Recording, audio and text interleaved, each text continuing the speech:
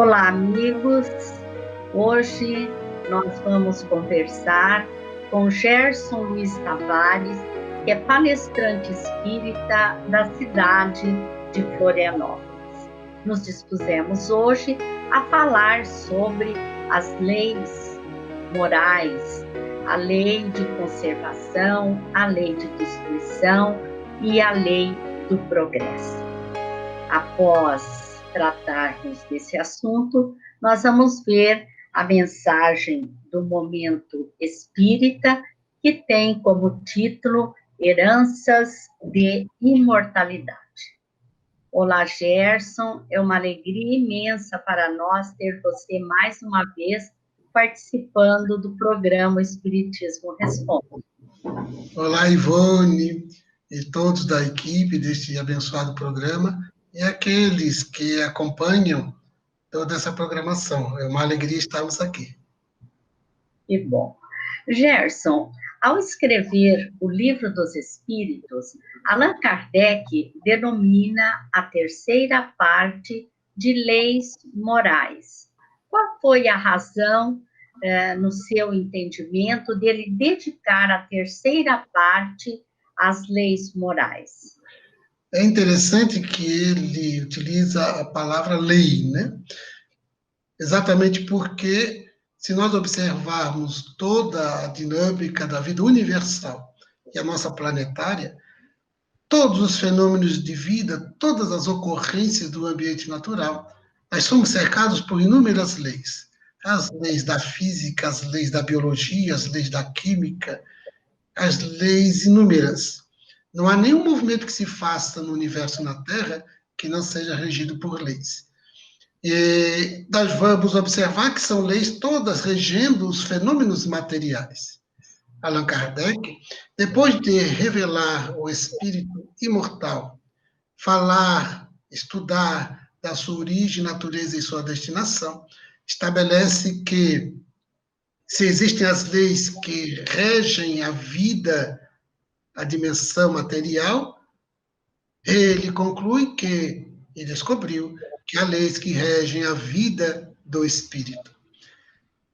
Exatamente porque o espírito, na sua jornada de evolução, desde a condição de simplicidade e ignorância até a plenitude, através das sucessivas reencarnações, ele vive sob as leis de Deus, as leis morais, as leis que regem o pensamento, as emoções, os sentimentos, as relações interpessoais, a vida individual, a vida coletiva. Enfim, Allan Kardec utiliza leis que são leis de Deus também, assim como as leis que as ciências estudam, as leis morais da vida que Jesus nos revelou no seu Evangelho, são as leis de Deus regendo a vida íntima e relacional e do destino do espírito na sua jornada à plenitude. E como que nós podemos, Gerson, entender a lei de conservação diante de tanta destruição que nós vemos? É verdade.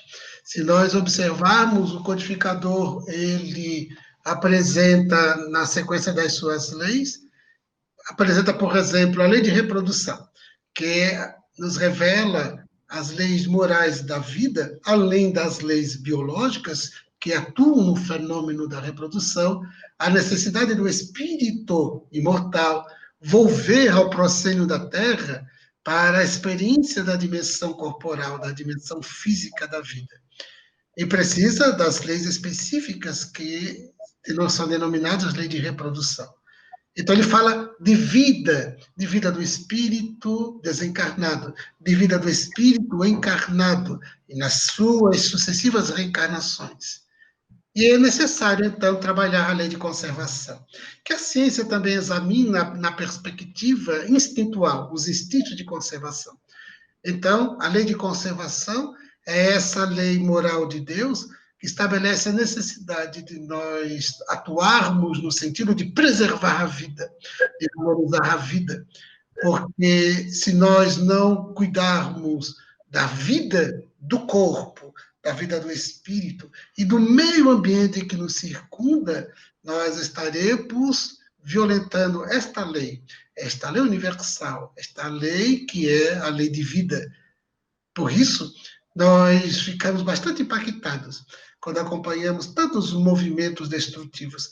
Ainda hoje, ouvi uma notícia que revela a cada 6 segundos, no planeta, a cada 6 segundos, um território que se equivale a um campo de futebol é destruído no planeta.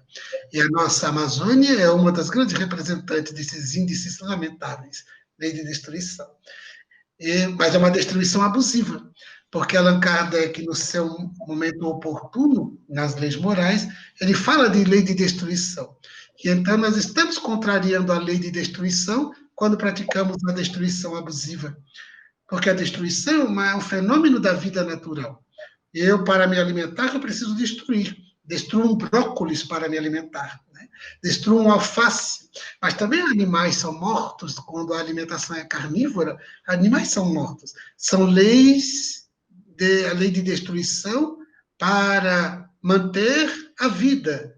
Então, lei de destruição e lei de conservação estão numa relação íntima, porque destruir para manter a conservação.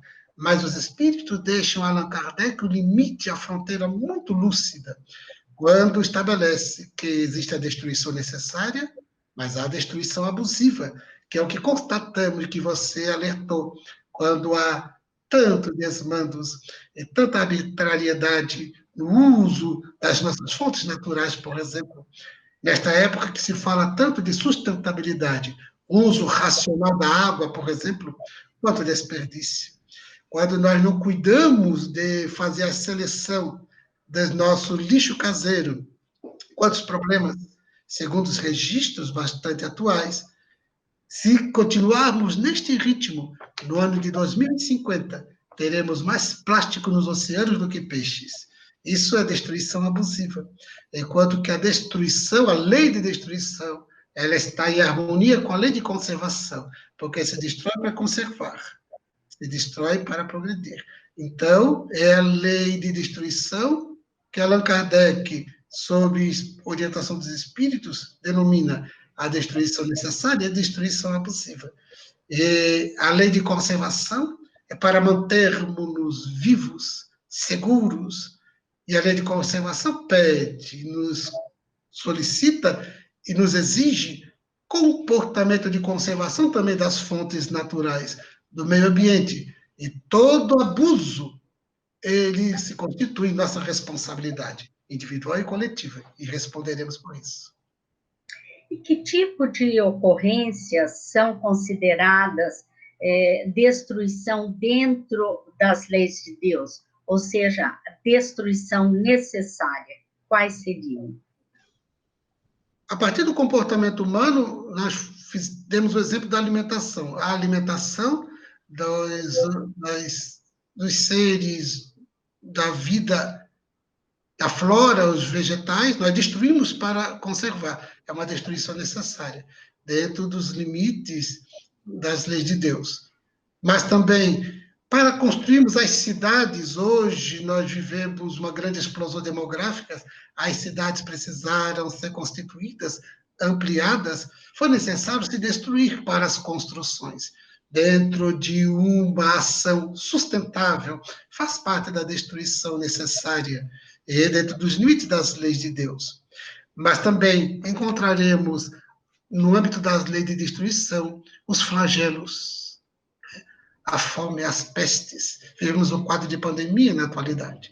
Então, esses fenômenos acontecem, são permitidos por Deus, não criados por Deus, mas permitidos por Deus, para que se aplique no âmbito da vida moral do ser a lei de causa e efeito. Porque muitas almas estão depurando, resgatando, em vários episódios, por exemplo, de terremotos ao longo da história da humanidade. Quantos episódios de terremotos e outras tantas epidemias e pandemias, ceifando inúmeras vidas, todas resgatando, todas expiando. Então, faz parte da lei de destruição. Mas nós vamos observar que, sempre quando há uma interferência humana, nós podemos entrar na seara da denominada destruição abusiva desnecessária. E isso nos coloca em curso na responsabilidade diante das leis maiores. E para nós conservarmos a lei de conservação nesse contexto de pandemia, que inclusive você se referiu, como que nós devemos proceder? Muito bem. Nós vivemos um quadro que precisamos adotar o comportamento da biossegurança, que as autoridades sanitárias, as autoridades de saúde têm nos alertado tanto. O comportamento de biossegurança, de usarmos as máscaras quando tivermos necessidade de sair de casa, mas especialmente esse isolamento social, esse isolamento físico, de evitarmos o contato com aglomerações. Esse isolamento é importantíssimo dentro da perspectiva de se evitar maior espalhamento do vírus, maiores contágios, com os resultados infelizes. Então, a biossegurança, a adoção dessas medidas, constitui uma obediência à lei de conservação. É quando a gente não se expõe desnecessariamente.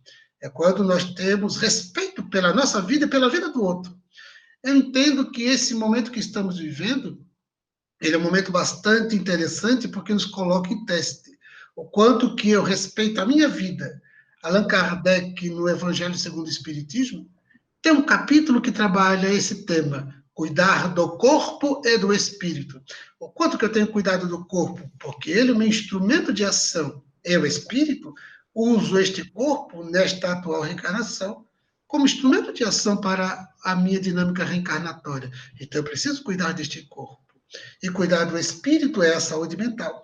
Então, o que temos adotado como biossegurança para cuidar do corpo?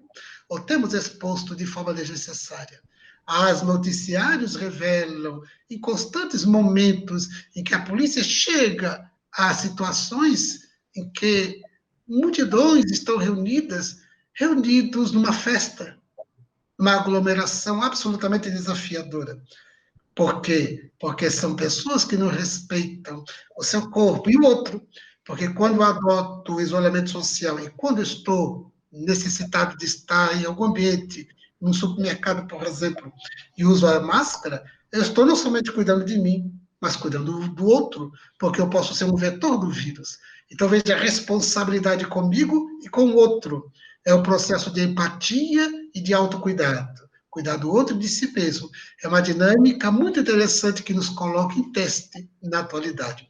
Então, a lei de conservação, neste contexto de pandemia, é a adoção das medidas sanitárias de biossegurança, e que muitos têm desrespeitado. Até mesmo certas autoridades que desafiam estas orientações. A biossegurança, a adoção dessas medidas, nos coloca bastante ajustados à lei de conservação da vida, sem dúvida nenhuma.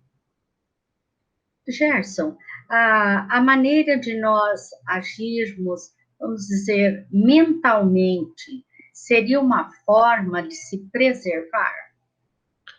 Não tem dúvida. Nós vamos encontrar na Revista Espírita, de 1858, do mês de fevereiro ou novembro, salvo engano, Allan Kardec fazendo um relato, trabalhando uma reflexão sobre a pandemia da cólera, que acometeu a Europa no século XIX. E saiu uma notícia no jornal, em determinada região da Europa, que dizia que os espíritas não são contaminados.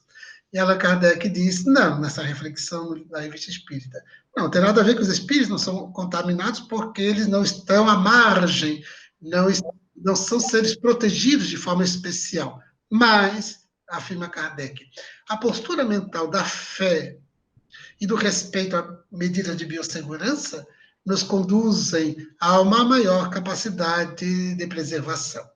Então, diríamos que a postura mental de equilíbrio, de alegria de viver e do amor à vida, amor a si mesmo, amor ao próximo, a adoção das medidas necessárias e compatíveis, ao mesmo tempo que entendermos que nos acomete aquilo que precisamos.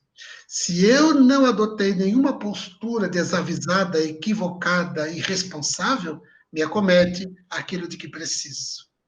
Porque faz parte da lei de causa e efeito.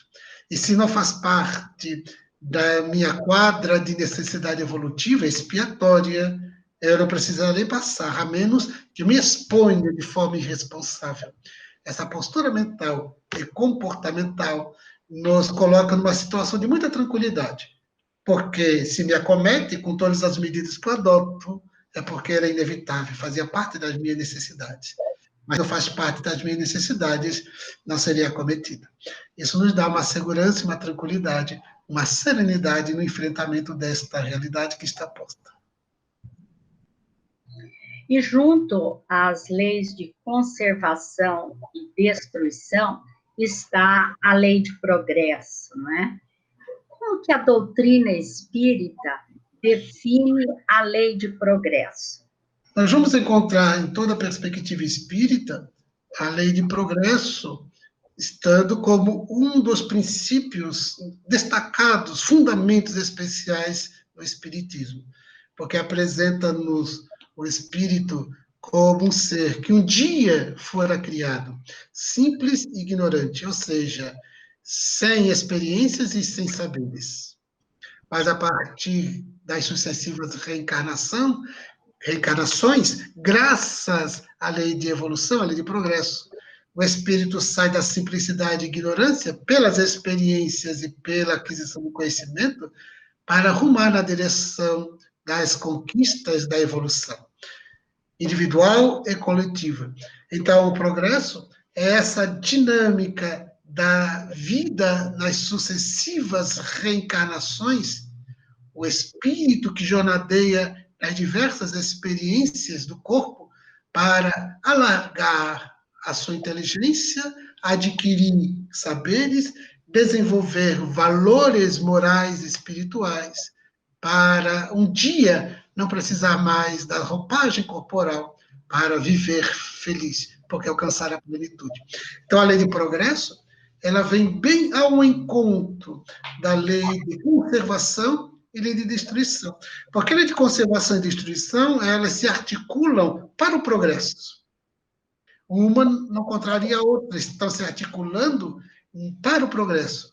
Porque se nós observarmos, quanto mais você se conserva, quanto mais você valoriza a vida e trabalha pela sua conservação, você mais tempo terá no corpo, aproveitando para progredir, para desenvolver conhecimentos, para trabalhar sua transformação moral. A destruição, enquanto necessária, nós viveremos com equilíbrio e evitaremos a destruição que se faz desnecessária, a destruição abusiva, para que não nos comprometamos e trabalhemos em favor da conservação. Porque toda destruição abusiva conspira contra a lei de conservação. Então, o progresso é o resultado natural das todas as demais leis morais que estão ali esculpidas na terceira parte do livro dos Espíritos. E a lei de conservação e destruição se articulam pelo progresso, porque estamos reencarnados para progredir. É outro objetivo da nossa existência na Terra, é o progredir. O progresso nos solicita um movimento consciente, ao mesmo tempo que pede que a gente resgate. Quando nós precisamos resgatar, muitas vezes a lei de destruição está ali participando das nossas necessidades de resgate, de expiação, para que possamos continuar o progresso. Sem os resgates, sem um pagamento de dívidas, o indivíduo não segue tranquilo. Sem a lei de causa e efeito, nós não crescemos. Então, vivemos essa dinâmica sábia, plena, soberana das leis de Deus em nosso próprio benefício, em nossa destinação feliz. E todas elas se relacionam visando o bem do ser humano, não é, Gerson? Sem dúvida nenhuma. Desde a primeira lei, né? A lei de adoração, que é a nossa relação com Deus, até a lei de amor, de justiça, caridade. Essas leis, todas conjugadas, produzem em nós um estado de plenitude. E o amor se instala em nossa alma, em nosso mundo íntimo e nas nossas relações, fazendo com que os acontecimentos sejam felizes, trabalhando em prol de toda a humanidade. Gerson, nós agradecemos a sua participação, foi muito bom vê-lo e ouvi-lo. Foi uma alegria, gratidão pela oportunidade de estarmos convivendo e sigamos adiante, com a alegria de viver, com coragem, com ânimo. Nós ficamos agora com a mensagem do Momento Espírita, que tem como título Heranças da Imortalidade, e desejamos a todos muita paz. Quem parte leva saudades de alguém que fica chorando de dor. Os versos da canção popular traduzem o que ainda hoje acontece no mundo. A morte prossegue a ser vista com horror e a vestir-se de negro. O que deveria ser um momento de reflexão e de prece transforma-se em grandes lamentações. Há 2000 anos, um sublime mensageiro, nas terras da Galileia, cantou a imortalidade. Mais do que conviver com os espíritos, falar com eles, amá-los, o que atestam os escritos dos evangelistas, ele mesmo retornou após a morte. Ele dissera que se destruído fosse o templo de seu corpo, em 3 dias ele retornaria. E o fez. Esteve com os seus apóstolos, entrando no cenáculo totalmente fechado. Sou eu, não temais. Permitiu que o incrédulo Tomé lhe tocasse a chaga aberta no peito. Aos discípulos que seguem a Emaús, igualmente se identifica. Durante 40 dias esteve com eles intensamente em variados momentos, exortando-os à coragem, ao trabalho e ao dever. Amigo incondicional, assegurou que onde houvesse 2 ou mais pessoas reunidas em seu nome, ele ali se faria presente. E assim tem sido ao longo dos séculos que se dobraram no tempo. Ele, o Mestre, nos deu a lição imortalista, demonstrando que a morte não é o fim. Vou à frente preparar-vos o lugar, também prometeu. Cabe-nos, então, a reflexionar um tanto mais a respeito desse fenômeno que a todos alcança sem exceção alguma. A morte. A morte que chega devagar após enfermidades longas e dolorosas. A morte que vem de rompante levando os nossos amores. A morte que não faz diferença entre raça, idade, posição social. A todos ela abraça. Naturalmente, que sempre se terá a dor da separação. A partida é a dor da antecipada saudade. A dor pela ausência de quem parte. No entanto, da mesma forma que nos despedimos no aeroporto, na rodoviária, nos lares, dos afetos que buscam outras terras em férias, não cabe desespero. Chora-se somente pela ausência, pela saudade, sem lamentar, porque guardamos a certeza de que logo mais voltaremos a nos encontrar. Da mesma forma que vamos ao encontro de quem está em férias depois de um período, também acontece com a morte. Um dia tornaremos a estar juntos. Quando partirmos, eles estarão nos aguardando na fronteira da espiritualidade.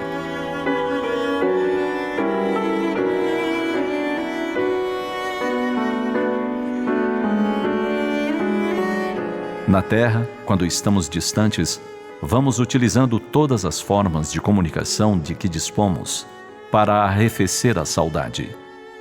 Quando os amores partem para a pátria espiritual, utilizemos os fios mentais da recordação dos tempos felizes juntos e a oração para conversarmos com eles.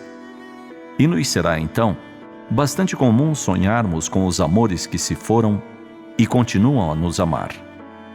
Serão momentos gratificantes de abraços, de reencontros. Momentos que irão envolvendo a nossa imensa saudade em suaves lembranças. Um dia tornaremos a estar juntos neste mundo ou no outro. Somos imortais, filhos da luz, herdeiros do universo. Confiemos, ninguém morre. Todos retornamos à casa do Pai, destino final dos que fomos criados pelo seu amor soberanamente justo e bom. Pensemos nisso e enxuguemos nossas lágrimas de revolta, de inconformação, deixando que escorram somente as da saudade, do amor, das lembranças de tantos momentos bem vividos. Transformemos nossos adeuses em até breve.